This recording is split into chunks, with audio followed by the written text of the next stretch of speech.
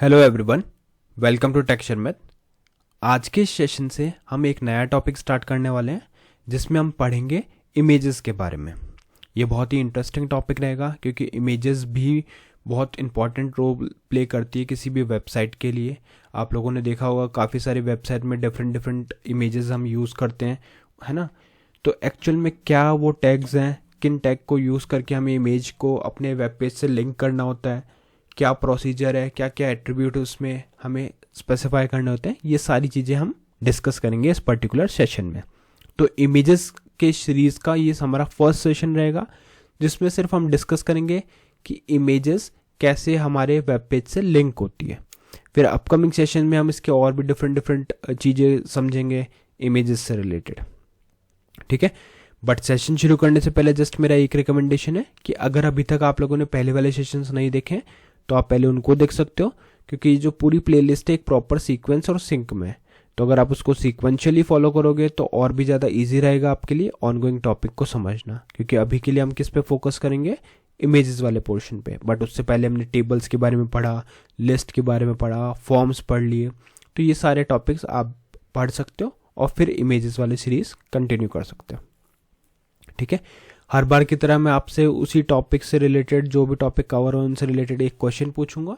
तो आज का जो क्वेश्चन है वो क्या है, can we use display grid for centering div. तो इसका आंसर आई होप आप लोगों को पता होगा। इन केस नहीं पता तो कोई बात नहीं, हमारे इससे पहले वाले सेशन में हमने इसको डिटेल में डिस्कस किया था, तो आप वहाँ से भी रेफरेंस ले सकते हो और फिर उसका आंसर शेयर कर सकते हो। जो कॉन्स्टेंटली करेक्ट आंसर शेयर करेगा उन्हें अपकमिंग सेशन में स्पॉटलाइट भी किया जाएगा, ठीक है। तो आई थिंक अब हम स्टार्ट करते हैं अपने नए टॉपिक को, इमेजेस इन HTML। तो अगर कोड की बात करें तो एक बहुत ही बेसिक सा कोड अभी के लिए हमने यहाँ पे लिखा हुआ है। इस कोड में हमने क्या लिखा है, HTML एक तो हमने हेड सेक्शन में टाइटल को स्पेसिफाई किया है और एक हमने यहाँ पे लिखा हुआ है HTML बाय टेक्सचर में। तो इसका आउटपुट अगर अपन देखें तो वेब ब्राउजर पे कुछ इस तरह से हमें शो हो रहा है, जो एक नॉर्मल स्क्रीन पे हमें शो होना चाहिए। अब हम बात कर रहे हैं किस चीज़ की, इमेज। तो इसीलिए यहाँ पे लिख देते हैं एक हेडिंग, इमेजेस इन HTML, ठीक है। तो ये हमारी सेकंड हेडिंग हो गई, इमेजेस इन HTML। अब हमें क्या करना है, इसके अंदर एक इमेज को ऐड करना है। तो सबसे पहली रिक्वायरमेंट तो हमारी क्या हो गई कि हमारे पास एक इमेज होने चाहिए, है ना, तभी आप इसको ऐड कर पाओगे, है ना। और एक चीज़ मैं बहुत इंपॉर्टेंट और मेन आपको क्लियर करने वाला हूँ कि वेब पेज पे आप कोई भी इमेज को अपलोड नहीं करते, वो बस आप लिंक करते हो वहाँ पे, है ना। बहुत से स्टूडेंट से ऐसा सुना है कि हम इमेजेस को वेबसाइट पे कैसे अपलोड करते हैं। अपलोड करने के लिए हमने वो एक जो इनपुट में देखा था कि कैसे इनपुट में फाइल हम रिसीव करते हैं, वो डिफरेंट चीज़ है। बट जो स्क्रीन पे आपको इमेज शो करनी है वो लिंक होती है। तो उसका मीनिंग क्या हुआ कि जो भी इमेज आपको लिंक करनी है वो आपके पास होनी चाहिए, मतलब रन टाइम पे ही ब्राउज़र आपकी इमेज को रेफर करेगा और वहाँ पे आपको डिस्प्ले करवाएगा, ठीक है। तो ये चीज़ क्लियर हो गई। तो पहली रिक्वायरमेंट है कि हमारे पास कोई इमेज होनी चाहिए।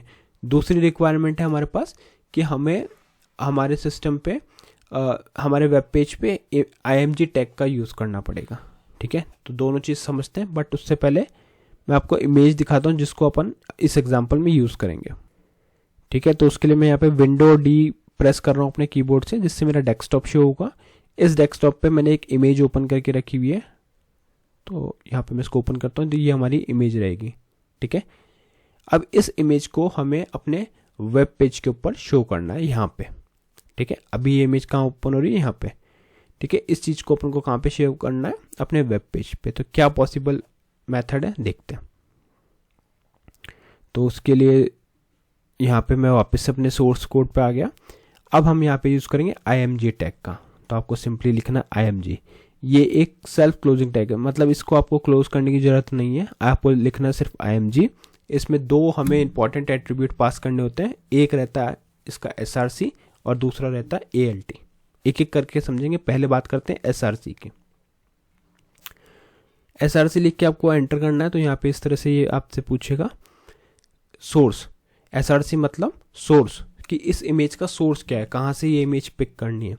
तो अब इस सोर्स में हमें क्या करना होता है, अपने जो भी इमेज आप यूज़ कर रहे हो उसका कंप्लीट पाथ हमें यहाँ पे प्रोवाइड करना होता है विद एक्सटेंशन, ठीक है।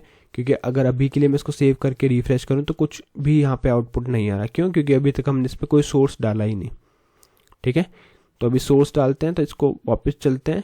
अब आपको किसी भी इमेज का सोर्स कैसे निकालना है, उस पर राइट क्लिक करना है जहाँ भी आपकी इमेज सेव है, प्रॉपर्टीज़ पे जाना है और वहाँ से ये पूरा पाथ कॉपी करना है। तो मेरा जो पाथ है वो ये है, तो मैं इसको कॉपी करूँगा। फिर से हम हमारे, ठीक है, फिर से हम यहाँ पे आ गए। इस जगह पे इसको पेस्ट करना है, फिर एक स्लैश लगाना है, फिर जो भी आपका इमेज का नेम है, फॉर एग्जांपल मेरे जो केस में इमेज का नेम है वो है टाइगर, और इसका एक्सटेंशन भी देखना है। तो एक्सटेंशन के लिए फिर से प्रॉपर्टीज ओपन कर लेते हैं। ये हमारी इसका एक्सटेंशन है .web.p, ठीक है, .web.p। तो ये हमें यूज़ करना है। तो यहाँ पे आ जाएगा .web.p और फिर इसको सेव करना है। सेव करने के बाद में जैसे ही आप अपने वेब ब्राउज़र को रिफ्रेश करोगे तो अब आप देख रहे हो कि आपके वेब पेज पे जो है वो इमेज शो होने लगी है। ठीक है, तो जैसे ही आप SRC के अंदर अपने वेब इमेज का, अब एक्सटेंशन कुछ भी हो सकता है, JPG हो सकता है, जो भी एक्सटेंशन आप इमेज, जिस भी एक्सटेंशन के साथ आपने इमेज सेव की हुई है उस इमेज को आपको यहाँ पे स्पेसिफाई करनी है।